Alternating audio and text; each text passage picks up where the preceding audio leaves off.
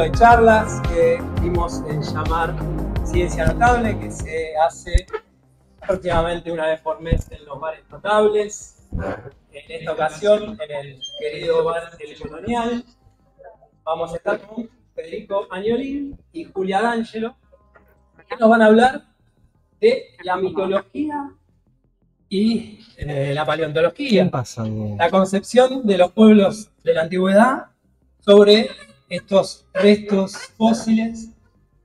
Así que me parece que es prometedor, al menos es prometedor. Bueno, me siento yo. los voy a dejar con ellos, que son los protagonistas. Este ciclo de charlas lo organizamos desde Patrimonio, la Dirección General de Patrimonio, y el Laboratorio de Anatomía Comparada y Evolución de Vertebrados del Museo de Ciencias Naturales. Así que bueno, gracias Fede y Julia por venir. Adelante.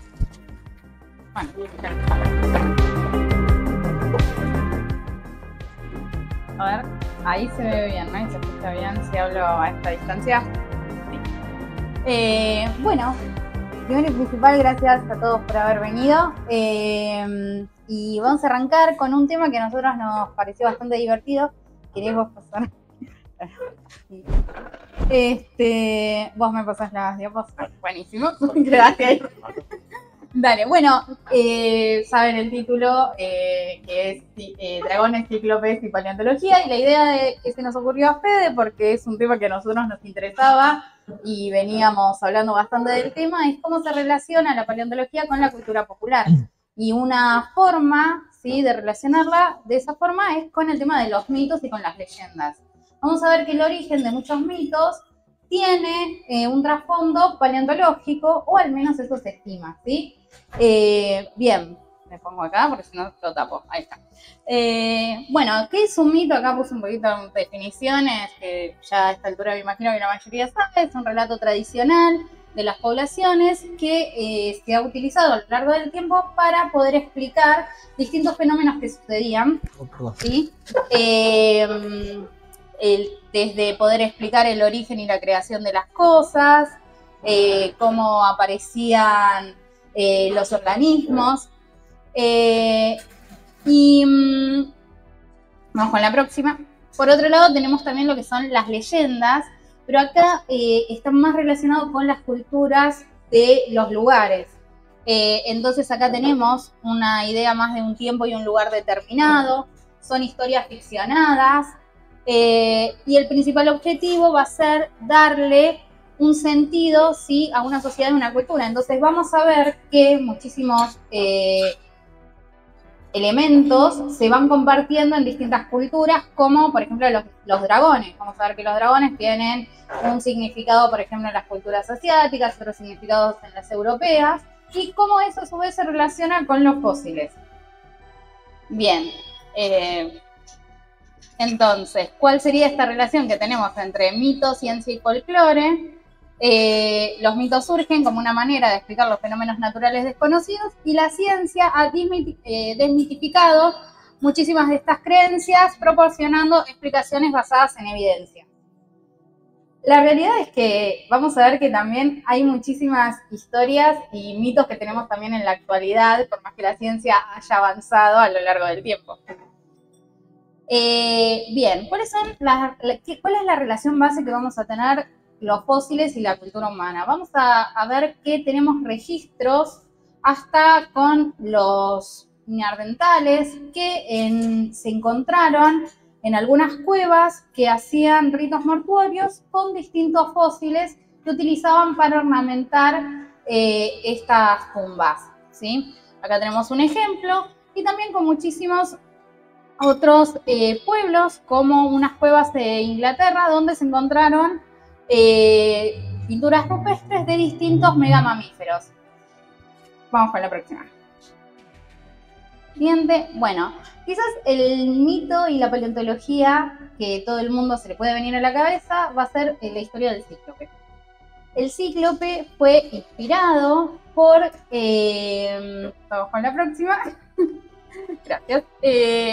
Por distintos restos que se encontraban de mamuts y de elefantes, ¿sí? Mamut, otras especies, o sea, Las especies de elefantes fueron variando un montón a lo largo del tiempo. Teníamos mastodontes, teníamos mamuts, bueno, y elefantes como los que tenemos en la actualidad, ¿sí? Y siempre estuvieron relacionados con distintas culturas humanas. Cuando encontraban los cráneos tan particulares como este que tenemos acá, ¿sí? Que, por ejemplo, no sé si se nota muy bien en la imagen, me voy a acercar. Acá, por ejemplo, tiene el orificio nasal, ¿sí? Y acá le salían como una especie de colmillos, que en realidad no son colmillos, es como las defensas, ¿sí? En vez de tener como los elefantes actuales que tienen las de arriba, los tenían las de abajo. Acoplé. Ahora se escucha bien. Vamos con la próxima. Y en distintos viajes, por ejemplo, cuando iban a recorrer islas, aparecían estos cráneos de estos elefantes y se los relacionaba con gigantes que habitaban esas islas. Hay muchísimas historias, por ejemplo, también con algunas especies de elefantes pequeños o mamuts pequeños, que claro, no tenían las dimensiones tampoco de los elefantes actuales. Entonces no sabían qué eran cuando los encontraban. Y al encontrar unos cráneos con un orificio acá arriba, obviamente creían que eran los ojos. Y de ahí es que surge el mito del cíclope. Muchos también, algo que me pareció muy interesante cuando estábamos preparando esta charla, fue leer cómo algunos mitos que, por ejemplo, acompañaron la historia, como en la antigua Grecia, como el cíclope, también están relacionados con muchos mitos que tenemos en la actualidad. Todo el mundo quizás escuchó, que le interesa el tema de la paleo, que muchísimos geólogos han comido carne de mamut en Siberia, ¿sí? Supuestamente se han encontrado mamuts tan perfectamente conservados y congelados que las personas que estaban en las excavaciones lograron probar su carne.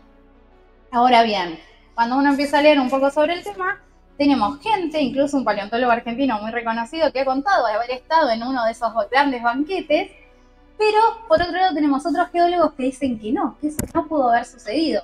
Porque, por ejemplo, cuando se encontraba esta carne, si bien estaba conservada porque estaba congelada, estaba putrefacta, ¿sí?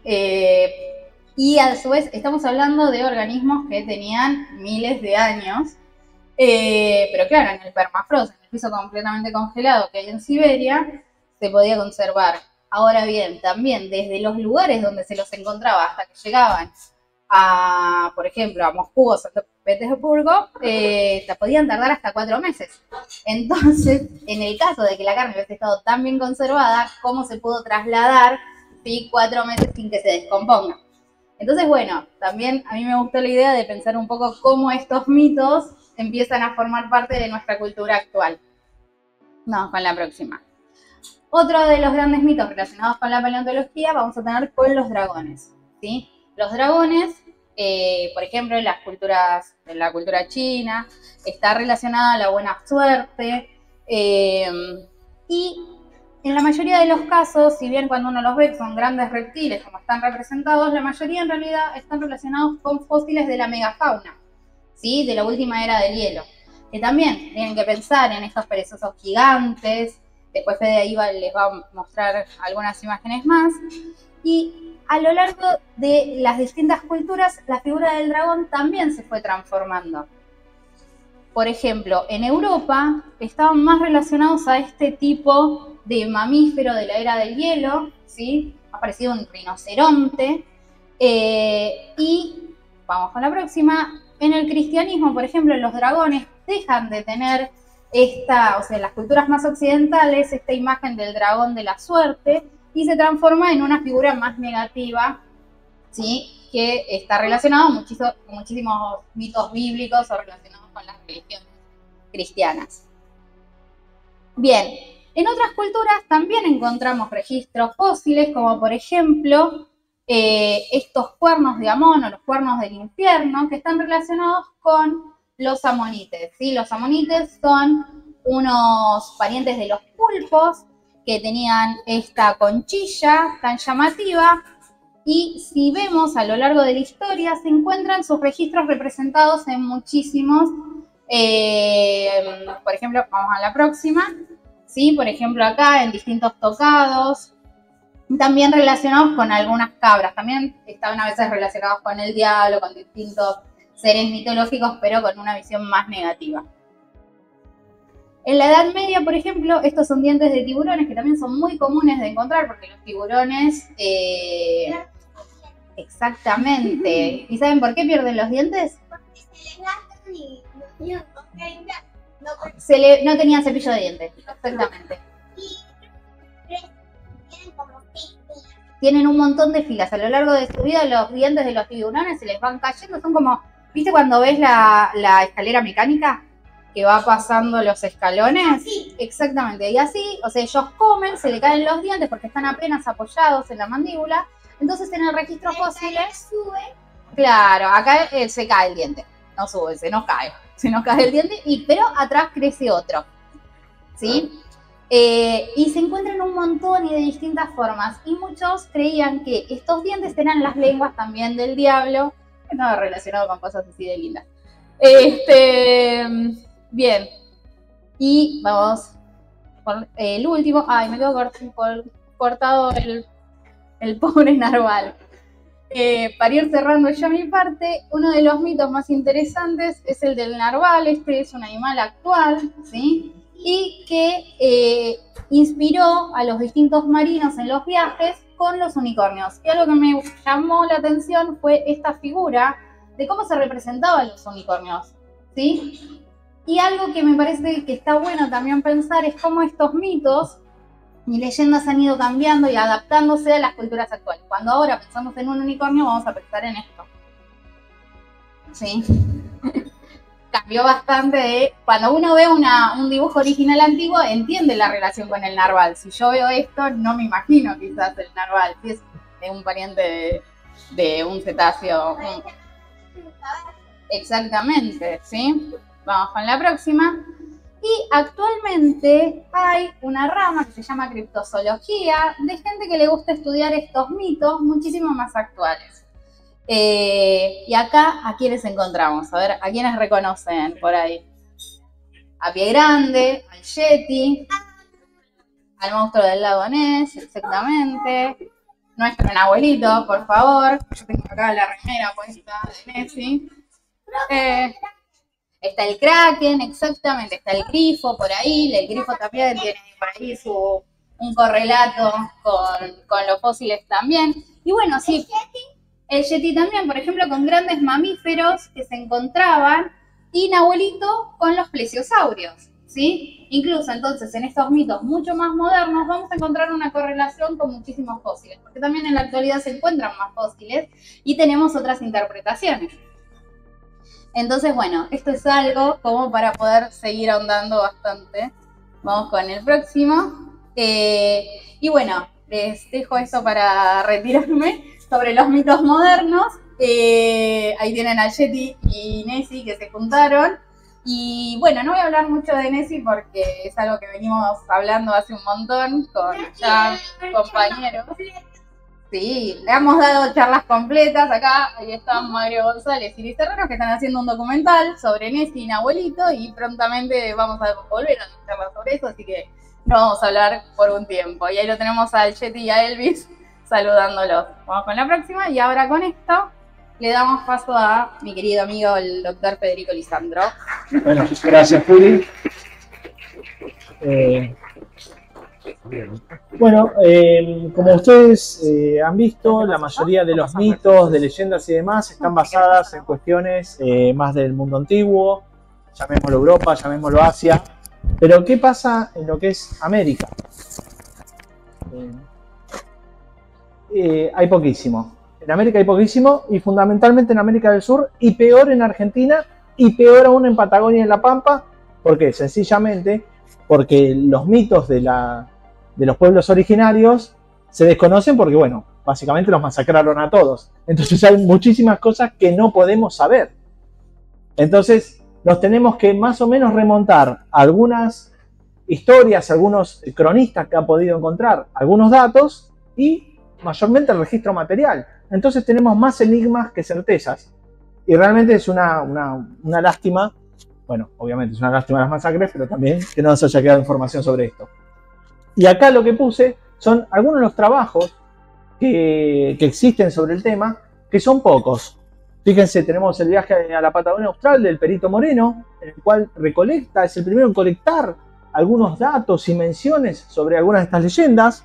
La antigüedad del hombre en el plata de Florentino Ameghino, en el cual él es la primera vez que describe fósiles en los cuales descubre interacción con los seres humanos. Es decir, encuentra unos fósiles antiguos de ballenas de 30 millones de años con agujeros y con marcas que se ve que les llama la atención y dicen, bueno, de alguna manera los nativos acá estuvieron laburando en estos huesos fósiles. Y abajo, bueno, un pequeño trabajito de Teresa Dosso, que nos pone una puesta al día, y de aquel costado un gran arqueólogo, antropólogo que fue Rodolfo Casamichela, que es el que más información proporcionó y recolectó en todos sus viajes sobre esta temática, de la cual, como les digo, prácticamente no hay datos. Y es por eso que nosotros, junto con mi hermano, que es arqueólogo, decidimos hacer un pequeño trabajo que hable de las relaciones de estos antiguos patagónicos y antiguos pampeanos con los fósiles, colectando todo lo que podíamos, que es bastante poco y muy difícil de encontrar. Próximo, amigo. Bueno, acá como les decía, la historia comienza con estos dos naturalistas del siglo XIX, Francisco Moreno y Florentino Ameghino, y lo que hace Moreno, básicamente, nos habla de una criatura que es el Elengacén, el Ungazún, el Angazán. No se sabe bien cómo se escribe ni cómo se pronuncia, justamente porque tenemos pocos relatos que nos han llegado hasta el momento, pero cuando el tipo colecta todos estos datos, dice, son todos coincidentes con algunas formas fósiles. Fíjense, dice, los informantes le decían que el Elengacén era un gran animal extraño, cubierto por una cáscara, como un caparazón, como un armadillo, de gran tamaño, y la descripción coincide exactamente con la de un gliptodonte. Y esto ya le llamó la atención a Moreno. En el momento dice, esto es un gliptodonte, no hay duda. Y a medida que se fueron colectando más leyendas y más referencias a estas criaturas, cada vez nos convencemos más de que efectivamente estaban hablando de gliptodontes. Pero piensen, una tradición oral de miles de años, porque los gliptodontes desaparecieron hace 10.000 años. Entonces, si llegó hasta el siglo XIX el relato, y el XX también, bueno, estamos hablando de muchos miles de años de tradición oral. Entonces, la pregunta es correcto esto? No lo sabemos. Pero bueno, las evidencias son bastante firmes. Y bueno, un poco estas historias de leyenda comienzan con Carlos Ameghino, que era el hermano de Florentino, que él hacía las exploraciones a Patagonia. Y lo que él se encuentra con un tehuelche que le vende un pedazo de cuero que inmediatamente Carlos ve esos huesecillos, ve ese tipo de pelo y dice, chao, este pedazo de cuero pertenece a un miembro de la megafauna, a un animal extinto. Pero ¿cómo podía ser un pedazo de cuero de un animal extinto hace 10.000 años? Lo que le dice el tehuelche que se lo da es que estos animales aún siguen vivos y hay que ir a buscarlos. Y es así, bueno, que obviamente les despierta una locura a todos. Florentino Ameghino da a conocer un trocito de este cuero y la gente, bueno, dice, vamos a buscarlo. Ese es el yacimiento en realidad, que es una cueva que se encuentra en Chile, la cueva del Milodon, o cueva de la Última Esperanza, caverna de la Última Esperanza, hay varias cuevas más en Patagonia. Lo que pasa, esas cuevas tienen una preservación excepcional que hace que trozos blandos, incluso excrementos y demás, se preserven perfectamente. Entonces no estamos con algo actual, estamos con algo de hace 10.000 años. Y el tehuelche lo sabía bien. Lo que pasa es que le hizo esas triquiñuelas para poder vender estos cueros. Lo que sí genera es una locura. Entonces se trataba de este tipo de animales, los famosos perezosos. Este es el Milodon, para que se den una idea más o menos de cómo era este animal. Genera una locura. Y bueno, vienen los expedicionarios a buscar al Milodon por todos lados y empiezan a recorrer Patagonia, en todos los lugares del mundo. Incluso, obviamente, nadie lo encontró, salvo uno, Ramón Lista, que lo ve, le dispara, pero se le escapa, ¿no? Se le escapó, pero él lo vio, dice, y lo describió y dice, no, era un Milodon seguro, pero se plantó, y bueno, qué sé yo. Pero viene otro paleontólogo y dice, me parece que algunas de las leyendas en las que se basa esto no se deben al Milodon. Y hay un animal muy particular que se llama Yemish, que los tehuelches y los mapuches los describían como una criatura de garras enormes, de gran tamaño, le tenía miedo al agua. Y toda esa descripción es más coincidente con un felino que con un perezoso. Y es por eso que este paleontólogo dice, tal vez esto hace referencia a los enormes felinos que aparecen en esas cavernas. Fíjense ahí a la izquierda tenemos un cráneo de una de estas panteras patagónicas extintas hace 10.000 años, y en el medio un león. Fíjense que era un 25% más grande que un león. Estamos hablando de un felino descomunal. Próxima, por favor.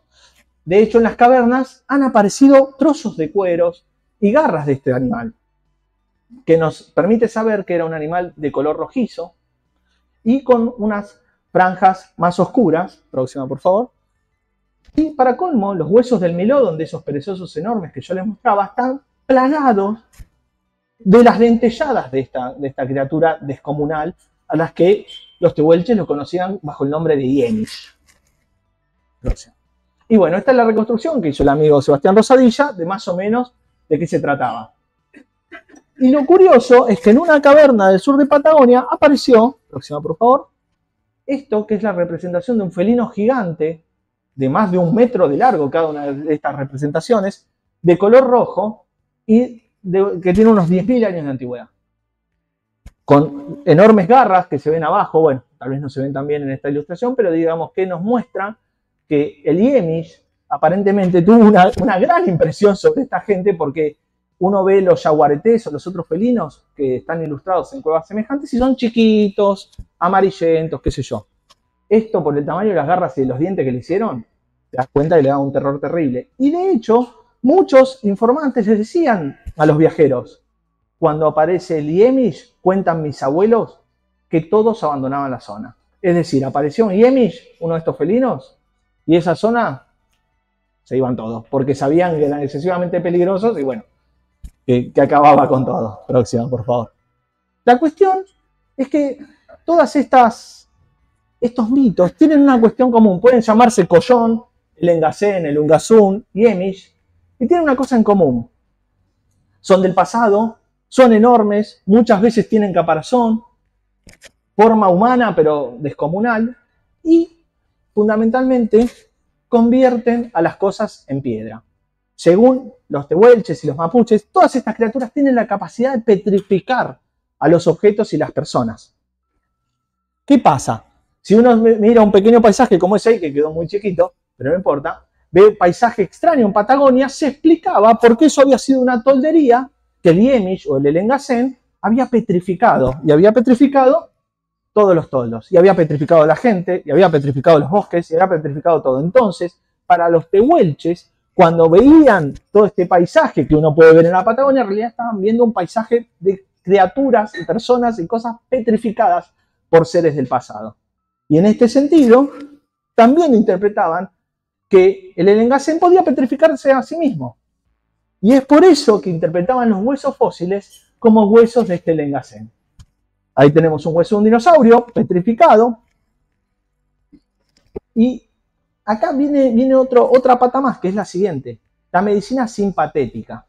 ¿Qué es esto? La medicina simpatética es medicina por similitud. Si ustedes capaz que alguien recuerda o tiene algún abuelo que dice, la remolacha da sangre. ¿Por qué? Porque es roja. Entonces, comer remolacha es bueno para la sangre. ¿Por qué? Porque es roja. Por similitud. Y en este caso, que es la medicina más antigua, en este caso era lo mismo. Si el hueso este es robusto, es duro y resiste, entonces, si me lo tomo, me vuelvo más robusto, más fuerte. Entonces, a los chicos que tenían algún problema de huesos o alguna enfermedad, le daban para consumir hueso molido del Engasén. Ahora, uno dice, bueno, esto es antiguo, pero no tanto. En Brasil, estos son unas tortugas fósiles. Lo que se hace hoy en día, en los lugares donde aparecen estos fósiles, es darle polvillo de tortuga fósil a los chicos que tienen hiperactividad, para volverlos más tranquilos. Entonces, digamos, una buena, por si alguno lo probó, un buen método. Pero bueno, en este caso hay montones de leyendas parecidas y por el estilo. Bueno, se ve muy chiquito, no importa. Cuando estamos en la Patagonia, y esto es lo que a mí me despertó un poco empezar a indagar sobre esto, nos encontramos con montones de sitios en los cuales hay troncos fósiles, próxima por favor, que están rodeados de instrumentos y de restos de lo que fue el trabajo de los antiguos patagónicos. Y lo que nos preguntábamos era, bueno, si estos tipos se sentaban acá y picaban troncos que son de un material muy útil, muy silicificados, entonces son muy útiles para hacer instrumentos, dice, pero algo tendrían que pesar sobre estos troncos.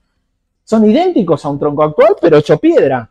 Algo tendrían que pensar, bueno, no nos quedó lamentablemente nada, no podemos saber qué corno pensaban sobre esto, es realmente muy triste, pero bueno, tenemos allí los restos. Fíjense, bueno, acá hay un tronquito justamente al que lo golpearon y le hicieron una especie de punta próxima, y hermosas puntas de flecha hechas en troncos. Pero la pregunta es, ¿esto lo usaban solamente como una cuestión utilitaria o tenía algún significado más profundo? Yo creo que tenía un significado más profundo. En el caso, por ejemplo, de Norteamérica, donde pudieron charlar con los indios norteamericanos, ellos les dijeron que, bueno, que justamente los troncos son los restos de lanzas o de antiguas flechas de gigantes que estuvieron luchando, una antigua gigantomaquia, pongámosle, y que solo nos quedaron esos troncos enormes. Bueno, no sabemos qué se pensaba sobre el tema, pero sí sabemos que tenían algún tipo de valor. Fíjense, ahí estamos en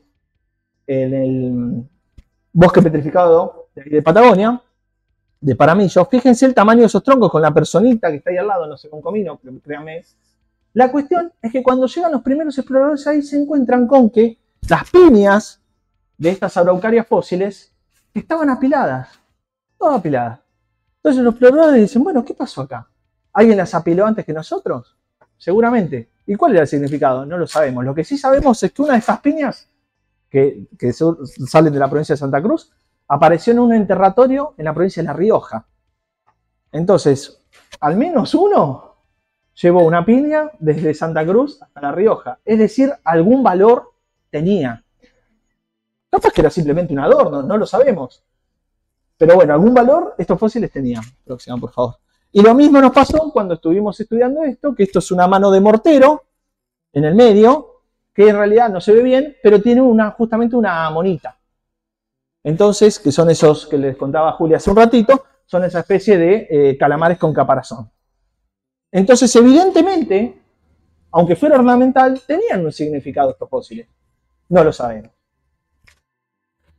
No solo nos los encontramos en la lejana Patagonia, los tenemos también acá en la costa de la provincia de Buenos Aires. Si uno va para Montehermoso, etcétera, se puede encontrar, si tiene mucha suerte, justamente con dientes de tiburones fósiles que fueron modificados para ser utilizados como collares. Fíjense que es una práctica que seguimos utilizando hoy en día. Pero la pregunta es, próxima por favor, pertenecen a tiburones blancos, que prácticamente están extintos hoy en día en el mar argentino. Y sus dientes son frecuentes en la playa. Y la pregunta es, ¿los tipos estos sabían que eran de tiburones? ¿Los encontraron en una época en que los tiburones todavía estaban en la playa? ¿O juntaban los fósiles en la costa como hacemos hoy en día y con el fósil hacían el diente, hacían el collar? No lo sabemos. Pero sí sabemos que entendían bastante de fósiles. Fíjense, esto son un montón de collares que proceden de toda esa parte gris, de gran parte de la región pampeana, también del centro, que están armados de un caracolito muy pequeño que se llama Urus alpins. No importa el nombre. La cuestión es que es un caracolito que no supera los 2 centímetros largo. Es un caracolito chiquito, mediocre, intrascendente. Pero los tipos hacían collares con decenas de este caracolito. Más que ningún otro. ¿Por qué? Y cuando uno ve la distribución de este caracol, para peor, no se ve un comino, pero créanme, llega hasta el norte de Uruguay. No llega hasta nuestras costas. Entonces los tipos iban a los cordones de conchillas fósiles de 4.000 o 6.000 años a buscar este caracolito entre todos los demás que había y hacer los collares con él. ¿Por qué? Si a mí me preguntan, los tipos tenían en claro que estaba extinto y por eso tenía más valor que todos los otros caracoles que lo rodean, que eran más grandes o más lindos o más ornamentados. Pero ellos iban a buscar específicamente esto. Nuevamente, no tenemos información informante alguno sobre esto, pero nos pareció más que interesante.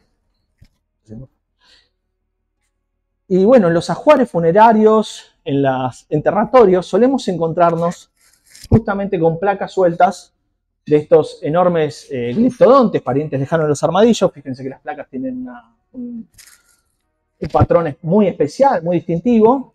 Y también, bueno, no sabemos bien de qué se trataba, pero sí sabemos que es común encontrar en algún enterratorio una pequeña ofrenda que puede ser un fragmento de fósil cualquiera, pero muy frecuentemente placas de gliptodontes. Y esto despertó algunos problemas en el pasado, porque, por favor, porque había aparecido justamente el esqueleto de un hombre fósil que arriba tenía gran parte del caparazón de un gliptodonte. Entonces, ¿qué se pensó en el momento? Claro, los tipos, como está en el mural del Museo de la Plata, que si pueden ir a verlo, véanlo, que está muy lindo. Claro, los tipos cazaban gliptodontes, se los comían y con el caparazón se hacían tremenda casita. Que si a mí me preguntan, en la región pampeana, donde no hay ni un palo, ni un tronco, hacerte una casa con un gliptodonte tiene todo el sentido. Entonces se reconstruyó como que, bueno, que los tipos se metían ahí adentro y vivían adentro del caparazón. La cuestión es que, como siempre, la ciencia viene a arruinar todo. Y cuando fecharon los restos, se vio que la persona justamente tenía unos 2000 años de antigüedad, mientras que el caparazón del gliptodonte tenía más de 30.000. Es decir, no fueron contemporáneos y era simplemente una ofrenda que le hicieron a quien estaba justamente ahí muerto. Así que estas imágenes que se repitieron durante varias décadas y que estaban tan lindas, ya no van más. Pero como decía Julia, y para ir cerrando, estos mitos y todas estas cuestiones no se remiten solamente al pasado. Y nos pasó de ir varias veces a Patagonia, donde los fósiles y los troncos fósiles son muy frecuentes, y nos encontramos con estas cosas, por favor. Fíjense, estos son pequeños altares que hace la gente, incluso tumbas, donde está repleto de troncos fósiles, donde hay vasitos con huesos fósiles. Entonces, todavía siguen teniendo algún tipo de significado ritual en muchas localidades. Por ejemplo, acá, no sé, estoy en Trelew, y toda esa pared está hecha de troncos fósiles. Así que también siguen teniendo un valor ornamental o algún tipo de valor. Así que, bueno, como decía un poco Julia, no queda todo cerrado acá y no pensemos que estas son cosas del pasado, porque la gente aún en montones de lugares, incluyendo acá mismo, como hemos visto muchas veces con los fósiles urbanos, los fósiles siguen teniendo una presencia en la cultura popular, ¿no? Bueno, nada, muchas gracias.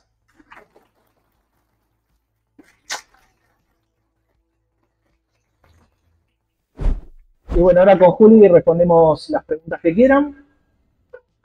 La idea de la dinámica del... No sé qué hago yo acerca de eso, ¿no? Y ahí lo arruino. La idea de la dinámica del café es que charlemos ahora un poco, si estos temas les interesaron, si tienen preguntas, y lo podamos responder o charlar. Claro. No. Otra. Ya y después voy.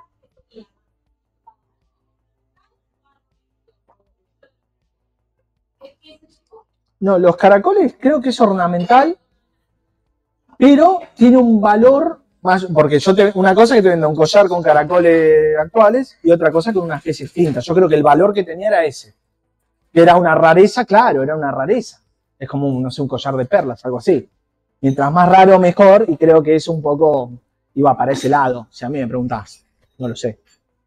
Igualmente tenían algún tipo de valor también religioso, porque se encuentra quizás en los enterratorios más antiguos, ¿sí? Por ejemplo el de los neandertales. Piensen que estamos hablando, incluso antes del Homo sapiens, ya se encontraban ornamentados con distintos invertebrados fósiles, ¿sí? Los enterratorios. Entonces, evidentemente también tienen, o sea, algún significado. Es una lástima lo que decía Fede, ¿no? Que de nuestras culturas en particular no tengamos registro. Quizás de Europa tienen más, de Asia, pero de acá hay muy poco, así que... Sí. Incluso en Norteamérica pudieron colectar un montón de información, pero acá lamentablemente no. Vos pensás ahora, mira, el año pasado justamente se encontró una tumba de un cazador en Asia de 9000 años de antigüedad que estaba repleta de nautiloideos, que son parientes de esos calamares con caparazón, pero de un grupo especial. O sea, se ve que desde hace miles de años que la gente viene juntando, paleontólogos amateurs o del pasado vienen juntando y dicen, no, bueno, a este tipo metámosle nautiloideos y no amonoideos. O sea, uno realmente son cosas que cuestan entender porque decís, es como lo del caracolito, es, no, bueno, nosotros juntamos este caracol, no el que se le parece, no, el que se le parece no, este. Entonces vos te das cuenta que hay un refinamiento también en esas cuestiones. No, lamentablemente. Sí. No. Viendo todo esto, caracoles que vemos en la playa, hablamos todos, son xenobosques, hay de todo.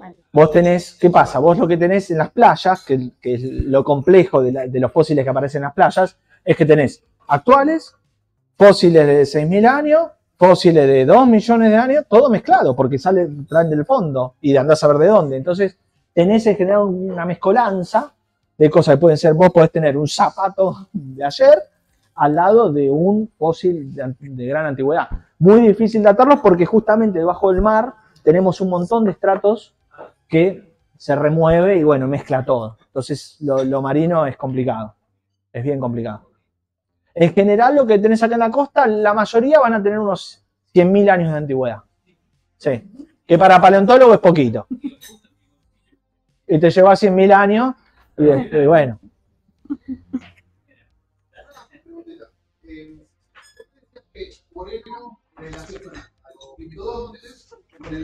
Sí. A raíz de las nubes,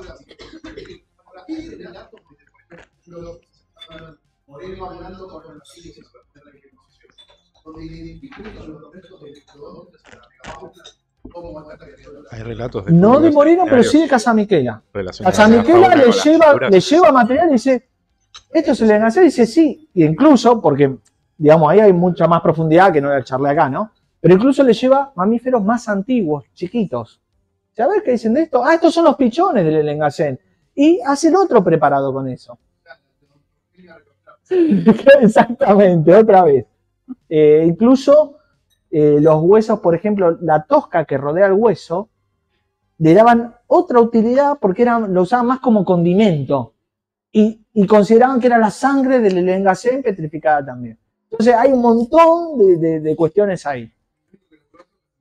El único que lo trabajó en detalle es Casamiquela. Nadie más. Y quedamos con eso. Ella tenía una pregunta hoy. Sí, la señorita del guardapolvo. Los dragones están pasados, pero la creencia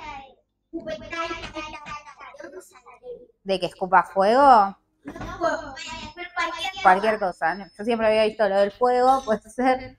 No sé, no. No, la del fuego no. No, mirá, no tenemos la más pálida idea, porque bueno, obviamente no. Eso hay que estudiar culturas chinas de la antigüedad. Pero lo que sí es raro es que uno se imagina que los dragones, pues bueno, deben estar basados en dinosaurios, que son reptiles con dientes parecidos, qué sé yo. No, están basados en mamíferos. No me preguntes por qué. No tiene sentido. Así que habría que viajar unos 10.000 años. Pregunta o...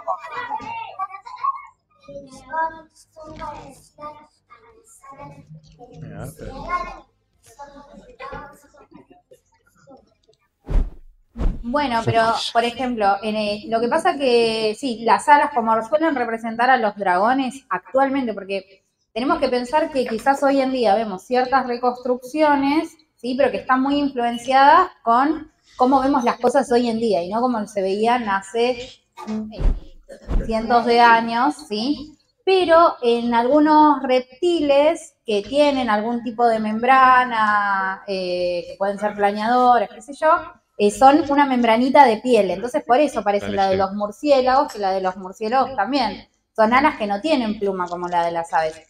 ¿Vos, David, sabías algo del tema del fuego? Ah. Los dragones, los europeos, los que digamos, no. Claro. Esto tiene que ver con los rasgos culturales que ponía cada cultura. Claro. Claro. Salían del fuego, la salamandra. Y por eso la estufa se le dice salamandra también. Bueno, hay un montón de cosas, o sea, cuando uno empieza a ver todas estas cuestiones mitológicas, o sea, yo no pude poner, porque dije, bueno, yo hago un pequeño recuento de las historias mitológicas relacionadas a los fósiles, pero claro, había tanto que teníamos que resumirlo, ¿no? Para que sea una charla, pero por ejemplo, algo que no puse y que nosotros tuvimos contacto hace unos años fue con, entonces habrán escuchado hablar alguna vez del chupacabras, ¿verdad? Sí. Bueno, Si no sos una cabra, está todo bien. claro, está todo bien. El tema es el siguiente, que parece que hay gente actualmente que cree que el chupacabras en realidad es un perezoso de estos que mostraba Fede, ¿sí? Como el de la cueva, como el Milodon, ¿sí? Y que está vivo y lo están yendo a buscar. Y esto pasa ahora. Hay gente que cree que está vivo algún perezoso. ¿Y por qué se cree? Los perezosos vivos, o sea, están en nuestra cultura también hace muchísimo tiempo, hasta la actualidad, porque al ser animales que si bien son fósiles, se extinguieron recientemente, comillas, comillas, porque son casi unos 10.000 años, que igual es un montón, para Palio es poco, pero en realidad es un montón de tiempo, se los puede llegar a encontrar momificados como el de la cueva del Milodon. Que vos nos habías contado que habías visto ese pelo, ¿no? En algún lado. ¿Dónde te acordás?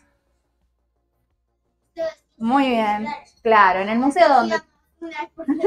Está muy bien, y cuando Bueno, quieran venirnos, La foto esa en el es museo. Por eso cuando vos dijiste yo lo conozco, yo dije seguro que fuiste al museo. Ese pedacito de piel es original, ¿sí? Está en exhibición en el Museo de Ciencias Naturales, en Parque Centenario, si lo quieren ir a ver. Y bueno, como los perezosos estos se encuentran tan bien conservados, se viene creyendo que están vivos desde hace muchísimo tiempo. El rey, ¿sí?, de España, cuando se encuentra el primer perezoso, mandó una comitiva a buscarlo también. Sí, estamos hablando de 1700, por ahí. Cuando ya se empezó a querer cazar los perezosos. Así que también quisieron cazar a Nahuelito. Sí, siempre. El nene sí lo sabe, muy bien. Nada, no se encontró nada. No perdemos las esperanzas, tal vez algún día. Pero sí se encontraban muchos plesiosaurios, así que por suerte algo hay. Pero no se encontró alguno. Por ahora no, esperemos que no, porque sería demasiado complejo. Susana Chocho. Susana estaría contenta, claro que sí. ¿Otras preguntas? A mí siempre me llama la atención entre paleontología y paleontología o incluso estos mitos y leyendas muy delicados. Para la imaginación, uno se imagina un dinosaurio, no puede ir o ver. Y con estas cosas pasa mismo. Un mito con la filosofía, con cualquier mito. ¿Y en qué les parece que esto beneficia a la paleontología como forma de juzgar el crecimiento científico, crítico? ¿Y en qué lo hace negativo? También que se parezca, de imaginarse al objeto, a algo que sea, hace que se confundan con otros seres que no existen también. Yo creo que se puede llegar a usar como una buena estrategia pedagógica, si querés, desde el lugar de que cómo construimos el conocimiento, ¿sí? Y cuando la imaginación tiene una cierta base, ¿sí? Y como, por ejemplo, los paleontólogos no es que simplemente se imaginan un dragón escupiendo fuego, sino que nosotros buscamos las relaciones de parentesco de estos animales, ¿sí? E intentamos reconstruir cómo lucían con los parientes vivos más actuales. Entonces, si tenemos que pensar en el color de un dinosaurio, miramos, por ejemplo, los lagartos actuales, los que sabemos que tienen plumas, nos podemos inspirar en las aves actuales y en eso vamos haciendo la reconstrucción. En cambio, por ejemplo, un unicornio puede llegar a tener pelo violeta, ¿sí? Cosas así que, por ejemplo, no vamos a tener en parientes del narval, porque en realidad el unicornio parte de un mamífero marino. Nada que ver a un caballo, ¿sí? Sí, igualmente es interesante también pensar que muchos de estas, la mayoría de estas personas no consideraban eso un mito. Entonces, cuando encontraron un cráneo enorme con un agujero en la frente, lo lógico no era pensar que era de un elefante, que era una criatura que no existía en la zona, que no habían visto nunca y demás, sino que era simplemente un cráneo de un humano gigante con un solo ojo. Es decir, muchos de estos mitos en realidad se basan en observaciones certeras, pero bueno, con muchísimo desconocimiento del mundo que los rodea. Entonces, digamos, en muchos casos vienen mitos que tal vez no tienen sentido pegado a eso, pero en muchos casos tienen, como decía Julia, una base verídica, una base real y observaciones muy acotadas de la época. Hoy en día, claro, yo me paro recontra canchero, digo, no, esto tiene 4.000 años. ¿Y por qué ahora tenemos carbono 14? Hace 10.000 años, ¿qué carbono 14 tenía? ¿Qué tenía? No tenía nada. Entonces, digo, también hay que ser uno un poco consciente de eso, que el conocimiento va avanzando y que estos antiguos naturalistas o paleontólogos de hace 10.000, 30.000, 40.000 años, bueno, era lo que tenían en la mano, ¿no? Ahí hay un amigo que está...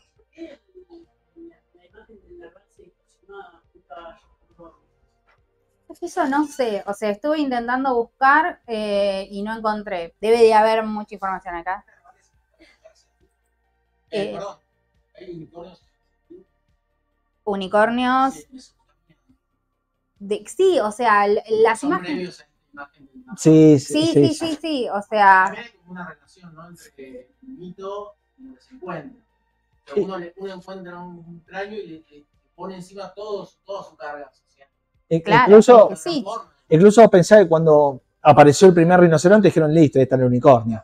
claro. O sea, pero bueno, digamos, No, así- claro, vos tenés más el unicornio que mostró Julia es más europeo, es el dicho marino, qué sé yo. Claro, pero vos tenés las antiguas leyendas de Persia y demás, que están los unicornios perfectos, y están estos otros que dicen, che, es el rinoceronte. Entonces, digamos, como que también las regiones, cada región toma... Es que en realidad el mito tiene que ver con eso, ¿no? O sea, es una tradición oral que se va transmitiendo a lo largo del tiempo para poder dar explicaciones a lo que está sucediendo, con la evidencia que se tiene. Y la evidencia en ese momento era, por ejemplo, encuentro un cráneo con un agujero acá, en un lugar donde no hay elefantes vivos, donde yo los pueda comparar. ¿Sí? Porque para nosotros ahora yo digo, mira, encontré este cráneo, ¿sí? Yo ya sé cómo es un elefante, porque lo pude ver. Pero si yo vivía en una islita, ¿sí? Donde no tenía idea de lo que había alrededor, ¿sí? Que en África, por ejemplo, había elefantes y nunca había visto un cráneo, y bueno, no es tan ilógico. O un perezoso gigante, los perezosos gigantes eran increíbles, ¿sí? Y poder imaginárselos como humanos gigantes tampoco es tan loco, ¿sí? ¿Vos habías levantado? Este pequeño gigante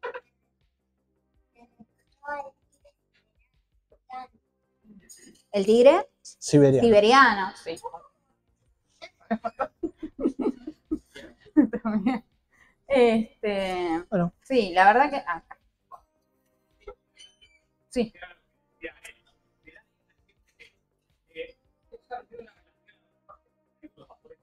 Los romanos sabían que el mundo antiguo se conocía, pero después llegamos a la Edad Media, donde se sabe que había un animal que era el elefante, ¿no? Pero después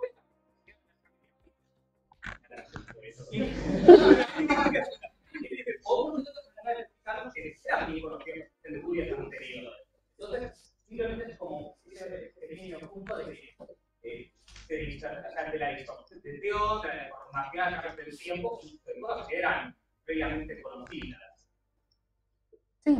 Y de la información que iban llevando los viajeros, ¿no? O sea, entonces eso tal vez iba transformando algo a lo largo del tiempo con la información nueva que les iba llegando, como pasó con el elefante que se deformó. Claro, y como dice Jordi, pensemos también en las distintas épocas. Entonces vos tenés una época del Imperio Romano, donde, bueno, un poco el arte, la cultura estaban un poco fomentados, y, bueno, la Edad Media, que es justamente todo lo contrario. Entonces muchos conocimientos que se tenían de antes se cortan y no se tienen más, o, bueno, empiezan a degradarse de alguna manera, como decía Jordi, y los elefantes parecían casi espantapájaros. Bueno, toda la información que perdimos de los fósiles que o sea, cuando nosotros vamos a Patagonia, los fósiles están. La gente entonces, nuestros pueblos originarios, convivían con esos fósiles y seguramente hayan tenido una explicación para esos fósiles, que como se destruyó casi por completo, se diezmó totalmente esas culturas, perdimos toda esa información, ¿sí? O sea, también está bueno pensarlo desde ese lado, ¿no? O sea, la importancia de la injerencia que se tiene en esos casos cuando se generan ese tipo de acciones tan tremendas de destruir la cultura. Que puede pasar incluso hoy. No quiero decir nada, ¿no? Pero a veces puede pasar. Incluso, no sé. Bueno, Acá. Está. ¿Me podría decir si en una eliminación hay un problema que es el desgaste de todo esto? Quizás hay una chimenea, parece que hay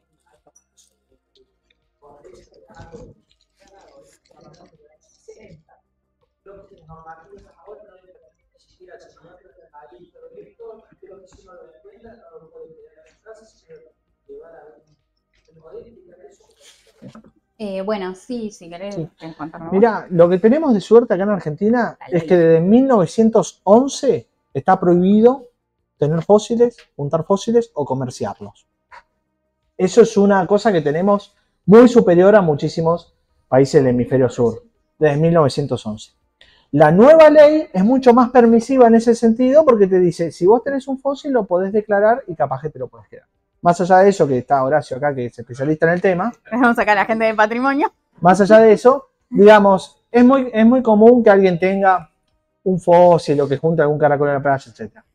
Eso, digamos, bueno, puede generar algún tipo de problema, pero en realidad eso está orientado más a la gente que trafica fósiles, que los junta, que, digamos, los grandes coleccionistas que tienen miles y miles de piezas, sabiendo la importancia que tienen, digamos, que alguien tenga en una chimenea, no sé, un fragmento de corteza que juntó la abuela hace 40 años, no pasa nada.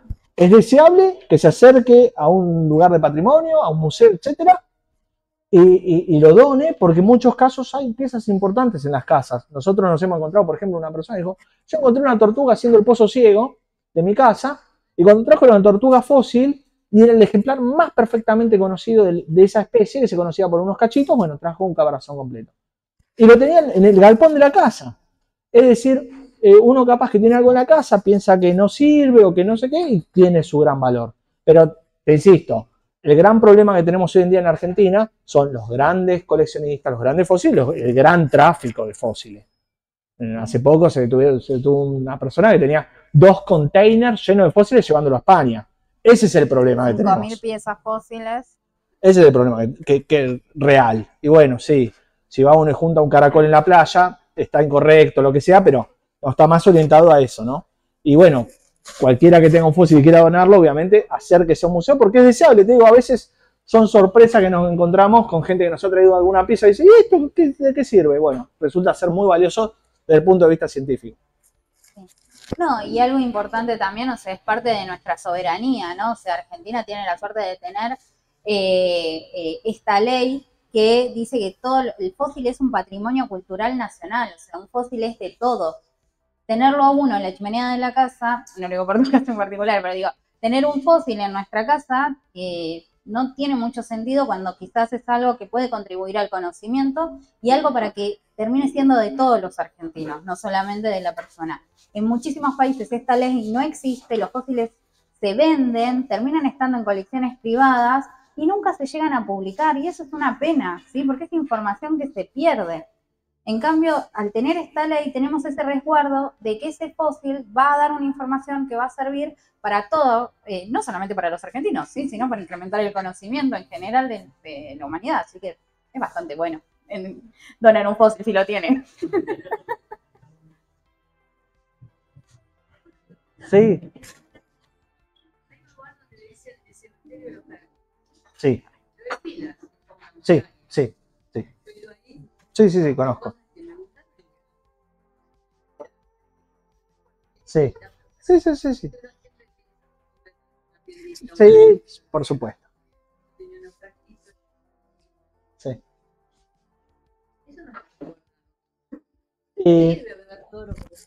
Bueno, claro. Bueno, lo que pasa es que si vos querés... mi marido andaba por el país, hay un lugar en Mendoza que sí que está resguardado, porque están, eso que vos decís, de los árboles que yo... Claro, sí, que justamente ese es... Tengo una piedrita en mi casa. Bueno, yo no estoy escuchando nada de lo que estás diciendo, pero no importa, digo... Digamos, no es necesario que esté resguardado, claro, pero no es necesario que esté resguardado en una reserva y con un cuidado especial. Esto está resguardado siempre en todo el territorio argentino. Entonces, ¿qué pasa? Vos encontrás un depósito de caracoles y eso está resguardado por la ley. Ya está legislado. Ya está legislado. Entonces, digamos, no hace falta que tenga alrededor... bueno, obviamente, eso es un gran problema. Pero nosotros como ciudadanos tenemos que estar informados, supuestamente todas las leyes, como yo diga, bueno, yo no estoy informado que el asesinato sea algo, tú sabes, algo, mató a alguien, no, yo no sabía. Claro, bueno, pero yo no sabía. No. Uno como ciudadano tiene que estar informado de todas las leyes, obviamente. Ninguno de nosotros está informado de un comino. Y tendríamos que hacer más difusión del tema, por supuesto. Pero quiero decir, las leyes están y cubren todo el territorio, aunque haya o no un perímetro que diga, che, esto está especialmente resguardado, porque Mendoza está especialmente resguardado, porque era un bosque donde los árboles estaban parados. ¿Qué pasa? La gente fue y lo destruyó en su totalidad. Ese bosque lo descubrió Darwin. De ese bosque solamente queda un tocón de un árbol. El resto desapareció y estaba resguardado. O sea, el resguardo virtual o lo que sea, digamos, no necesariamente sirve, pero sí saber que, bueno, que todo este patrimonio está protegido. Claro, bueno, sí, pero eso es más al sur. Pero digo, hay lugares donde resguardado igualmente se termina fallando, pero eso ya vamos para otro lado. Mismo en el Valle de la Luna. Claro, el Valle de la Luna está recontra resguardado, pero bueno, si alguien se mete y roba un fósil. Bueno, por ejemplo, en el Valle de la Luna está la zona del campo de bochas, que son esas concreciones que adentro tienen fósiles, y sí, hay gente que tiene en su casa. Y ahí hay un montón de resguardo, porque tienen guardaparques, tienen, o sea, un montón de gente trabajando para cuidar. Incluso también hay fósiles acá en Buenos Aires que pueden aparecer, que aparecen en general bastante seguido cuando la gente empieza a hacer los pozos para hacer una pileta. Ya puede aparecer una ballena, que de las últimas ingresiones marinas. Bueno, en esos casos se procede dando aviso, ¿sí? Se tiene que ir a dar un rescate. Si muchas personas creen que las obras se van a tener que parar años para que vayan los paleontólogos a sacar, y en realidad es muchísimo más rápida. Entonces sí, es verdad, o sea, tenemos que empezar a hacer un poquito más de comunicación sobre eso. Tenemos la suerte que es un territorio repleto de fósiles. Si es un pozo en cualquier lado, encuentra un fósil, o va a la playa caminando y agarra un caracol y resulta que no es un caracol actual, sino que tiene 100.000 años. Una placa de Es clima. decir, hay que tener eso en la cabeza, que bueno, está repleto de fósiles y es imposible, obviamente, que estén todos protegidos, y en muchos lugares no hay ni policía, ni imagínate si va a haber gente que pueda cuidar. Por eso, digo, es infinito, y acá haces un pozo y encontrás un pozo. O sea, hay mucho para recordar y mucho para cuidar. Sí. Hola. Igual, Los edificios. claro, Como menciona ahí el señor, hay muchos edificios acá en la ciudad que gracias a toda la gente esa ha estado trabajando últimamente, fósiles urbanos, que están en los edificios, en las fachadas, en el piso. Tenemos en todos lados. Sí. Pero tenemos que cuidar. Igualmente, cabe aclarar que la gente, por ejemplo, en Patagonia conoce muchísimo de este patrimonio y lo preserva. En Patagonia, en general, ya saben cómo tienen que actuar cuando encuentran un fósil, a qué museo tienen que acudir, ¿sí? Digamos, en Patagonia se encuentran muchos fósiles, entonces la gente le encanta y quiere cuidar ese patrimonio. Incluso algo interesante de la ley es que los fósiles que se encuentran en una provincia, por más que yo me los traiga a estudiar acá en Buenos Aires, cuando los termino de estudiar tienen que volver a su provincia. Eso es re importante también, no es que uno se queda con el material y listo. No, vuelve a la provincia, vuelve a un museo y le queda a la gente del lugar. Y con eso entonces la gente se pone más las pilas también para poder protegerlos. Allá... Las barrancas en San Pedro, si vos con el dedo y se empezara a hacer se disminuyen los primeros cosas. Bueno, San Pedro es un museo paleontológico muy importante, y el grupo de San Pedro está laburando muchísimo para proteger el patrimonio. Y lo empezaron a hacer las personas del lugar, ¿sí? Para cuidar su patrimonio. Entonces, eso también es lo que tiene de lindo la paleontología, ¿no? Que genera siempre mucho interés y la gente quiere conservar lo que tiene. Entonces, está buena eso. Quizás acá en la ciudad un poco se pierde, sí. Una cosa, Sí, obvio. Alguien mencionó que si tenés un fósil en tu casa, lo podés acercar, lo podés poner en el museo, pero en el caso como este que vos mencionás, solo si encontrás un fósil en el lugar, en el terreno, mejor que llevarlo al museo, es fotografiarlo y dar aviso al museo. Porque a veces el solo hecho de sacarlo de la roca hace que pierda información relevante, que pueda romper y que se pueda perder información de contexto que eso es valioso para el fósil. Entonces, si uno tiene la intención de preservar y ayudar al patrimonio, es mejor eso, sacar una foto y dar anuncio, registrar bien al lugar y dar anuncio a un museo cercano más que llevar la información.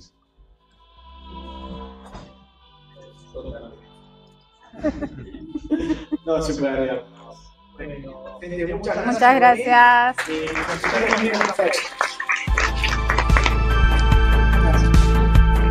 Este es un ciclo de en 20, 30 días tendremos otra con otra gente en otro bar notable, así que los esperamos que se contacten a la Paleocueva o a Patrimonio de la Ciudad para estar al tanto de esta ciclochamba. Muchas gracias por venir.